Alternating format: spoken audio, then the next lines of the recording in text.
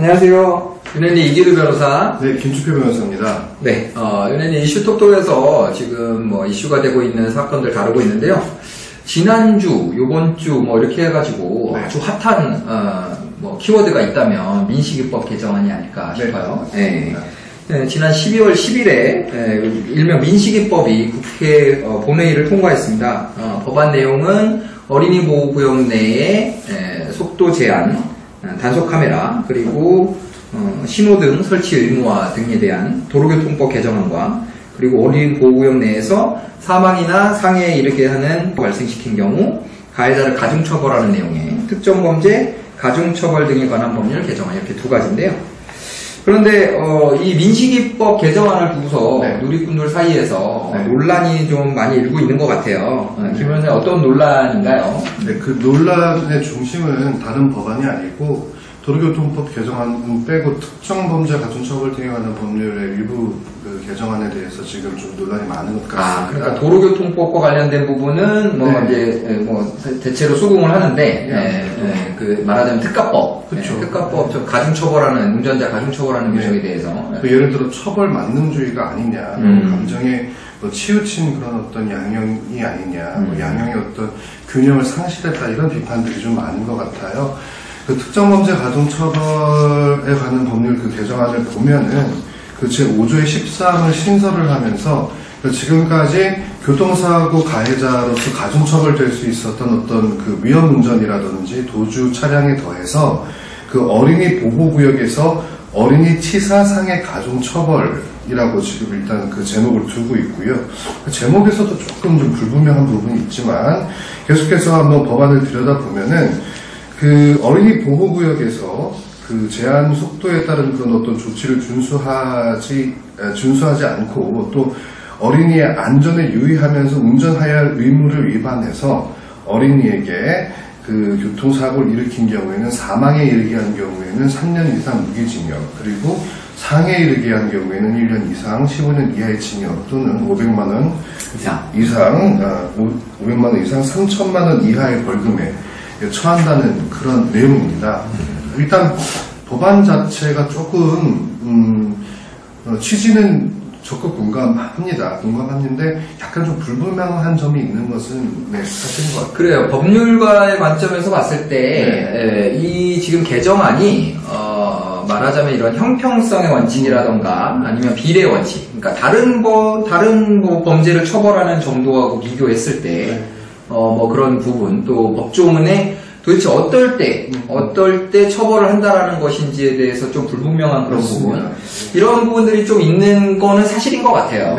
제가 봤을 때는 이게 조금 시행 이후에도 좀 더 논의를 거쳐서 좀 다듬어질 필요가 있는 그런 법령이 아닌가라는 생각이 듭니다. 맞아요. 가장 비판을 받는 것은 그러면은 그 어린이 그 보호구역인 그 보호구역 내에서 제한속도인 30km를 지켰을 때 그걸 지키기만 하면은 교통사고 나도 이 특정 가중처벌에 관한 어떤 법률에 적용받지 않느냐, 이 부분에 대해서 좀 많은 것 같아요. 왜냐하면 그 제한속도 외에도 또 법문에 하나 추가된 것이 어린이를 그 보호하여야 할 의무를 위반한 경우이거든요. 근데 워낙에 그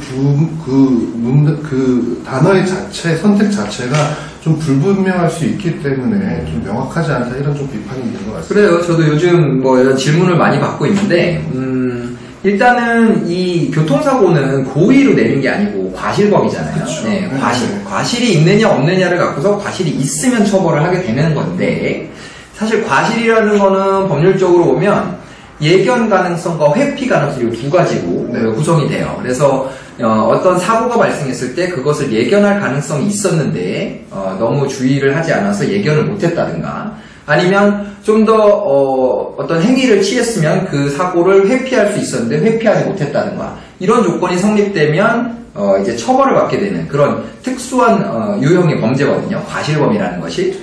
근데 예를 들면 이제 안전속도를 준수했다고 해도 횡단보도가 있다면, 그러면 아이들이 횡단보도가 있는 곳에서는 좀 부주의하게 갑자기 무단횡단을 한다거나 시그널에 관계없이 뭐 그런 경우들이 생길 수가 있거든요. 그렇죠. 그런 것들은 운전을 하는 사람 입장에서는 학교 주변을 움직이다 보면 어린아이들이 잘 모르기 때문에 네. 갑자기 튀어나올 수도 있다라는 것을 예견할 수가 있어요. 네. 네. 그렇게 됐을 때 그런 예견 가능성에도 불구하고 당연히 뭐 신호가 여기 있으니까 너무 안이하게 생각하고 그런 사전에 좀 멀리서 주의하면서 속도를 더 줄이고 또 뭐 이제 멀리서라도 오는 아이가 있었는데 그 아이가 혹시 건널지도 모른다라는 그런 예견 가능성이 있었음에도 불구하고 그런 거를 그냥 만연히 그냥 운전을 했다라고 하면 속도를 지켰어도 과실이 인정될 수가 있는 거죠. 네. 그렇죠. 이제 지금까지 교통사고 범죄에 관해서 축적된 법원의 사례도 있고요. 지금 일반적인 어떤 기준, 과실에 대한 어떤 기준도 있고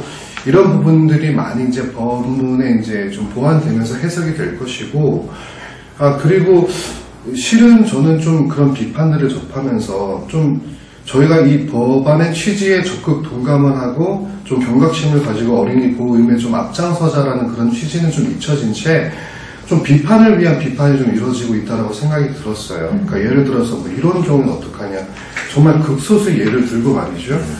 근데 그럴 것이 아니고 실은 법문 체계적으로 좀 저희가 분석을 해봐도 이 앞에 분명히 제한 속도, 즉 30km를 위반하는 그런 예시를 두고 그 뒤에 어린이 그 안전보호 의무에 대한 어떤 그런 또 문구가 나오지 않습니까? 그래서 이 적어도 30km를 위반하는 그 정도의 어떤 위법 사실에 준하는 의무 위반의 경우에 좀 인정될 수 있다. 이런 식으로 해석될 수 있기 때문에 뭐 물론 이 법안이 나중에 구체적으로 적용되면은 뭐 헌법 소원도 가능하고 이런 여지가 있겠지만은 이제까지 좀 추적된 교통사고에 대한 범죄에 대한 사례라든지 이런 것을 토대로 법안 적용에 있어서도 좀 저희들이 좀 취지를 잘 살려서 적용해야 되지 않나. 수사기관, 법정 다 모두 포함해서 좀 그런 생각을 갖고 있습니다. 제 생각도 그래요. 일단은 지금 이제 누리꾼들의 이제 댓글을 보면 뭐 무서워서 좀 뭐 스쿨존 다 지나다닐 수 있겠냐, 난 운전을 하지 않겠다, 뭐 이 정도까지 반응하시는 분들이 계신데.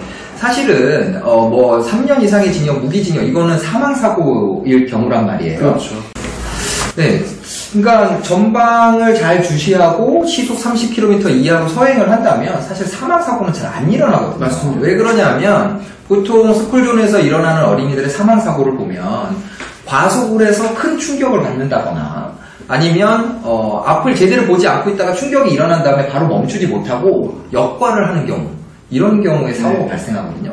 그렇다면 속도를 30km 이하로 줄이고 전방을 잘 주시하면서 운전을 한다면 갑작스럽게 튀어나오는 아이와 충돌을 한다고 해도 급제동을 할 수 있을 거고요. 그러면 역과를 하지 않는 한은 그리고 이제 시속 30km 이하라면 충격이 그렇게 크지 않단 말이에요. 물론 아이는 가벼우니까 튀어나갈 수도 있지만 사망에 이르는 사고는 상당 부분 막을 수 있을 거라고 보거든요. 그렇죠. 네. 30km로 달린다는 것은 결국 그 정지거리, 그러니까 공주거리와 제동거리를 합한 값이 적어도 이제 액셀레이터 브레이크로 바로 옮기기 시점까지가 한 8초 정도 걸리고 8m 정도를 진행할 수 있는 그런 어떤 거리라고 생각한다면 실은 지금 말씀하신 대로 그렇게 사망까지 이르는 사고는 일어나기가 일단 어렵죠. 그죠? 예.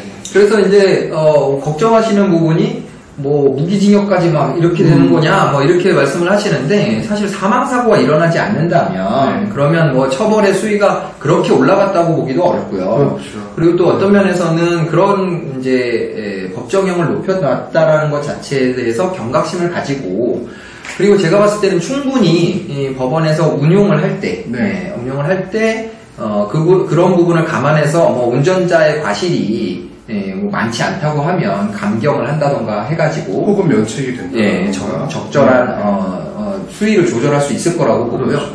다만 한 가지 제가 아쉬운 거는 이 법률적으로는 그 경과실과 중과실을 구분을 하잖아요. 네. 그죠? 이제 경과실이라는 거는 이제 그냥 일반적인 과실을 얘기한다면 중과실이라는 건 정말 사소한 주의만 기울였어도 피할 수 있는 이런 경우에 이제 중과실을 적용을 하는데 이런 중과실에 해당하는 경우에만 특가법을 적용하고 중과실이 없는 그냥 경과실, 일반 과실인 경우에는 일반 교통사고 처리 특례법을 적용할 수 있도록 그렇게 여지를 두면 좋지 않았을까.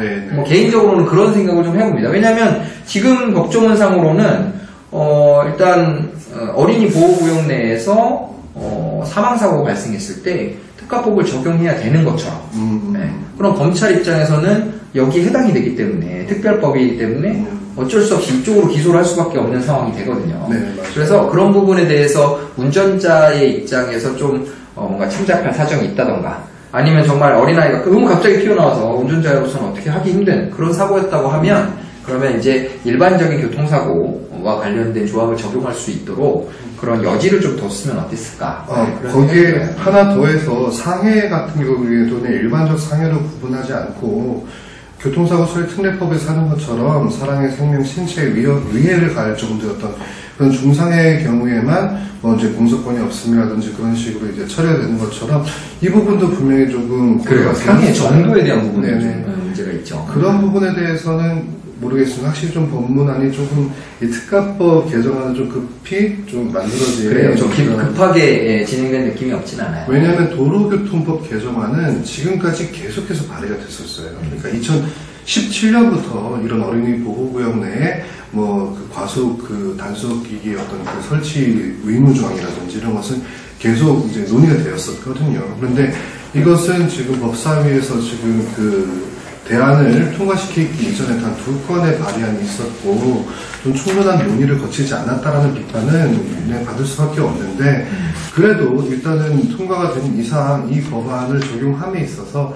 지금까지 어떤 그 지혜를 잘 빌려온다면 슬기롭게 취지를 살려서 운영될 수 있다라고 저는 생각하고 있습니다. 네, 어쨌든 입법자의 의지니까요. 맞습니다. 비난을 하기보다는 그 입법을 한 의도에 충실하게 또 어린이 보호구역에서 또 더 주의해서 운전을 하고 그리고 또 사망사고나 이런 비극적인 일이 일어나지 않도록 그렇게 주의해서 운전을 하시면 되고요. 어린이 보호구역 내 사고라고 해서 무조건 징역형을 살거나 그러진 않습니다.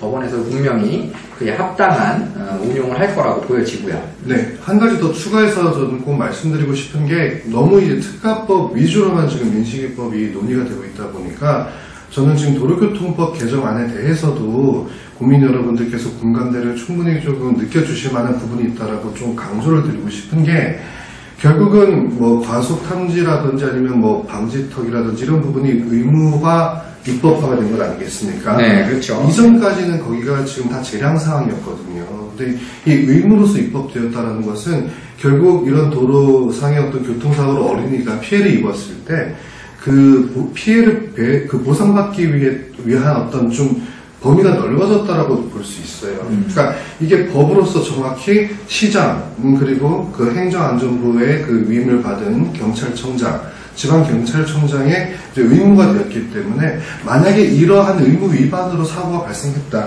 국가배상 청구까지 가능한 국가나 지방자치단체를 상대로요. 그런 어떤 그 청구를 할 수 있는 근거가 될 수 있는 시발점이 지금 마련되었다라고도 볼 수 있거든요. 그래서 좀 여러 가지로 지금 일단 개정안이 통과되었고 그리고 취지를 저희가 모두 동감하고 있는 이상 조금 더 발전적인 논의가 이루어져야지 좀 비판을 위한 비판은 이제 좀 멈춰졌으면 좋겠습니다. 네. 운전자 여러분들 어린이 보호구역 좀 안전운전 하셔서 사고 발생하는 일 없도록 하셨으면 좋겠고요. 네. 법안에 대한 개정이나 또 미비한 부분 이런 것들은 또 국민적인 합의가 형성이 되면 또 입법부에서 처리할 수 있는 문제가 아닐까 생각합니다. 네, 지금까지 이슈톡톡 민식이법에 대해서 알아봤고요. 다음 시간에도 이슈가 되는 그런 문제들 가지고 찾아뵙도록 하겠습니다. 감사합니다.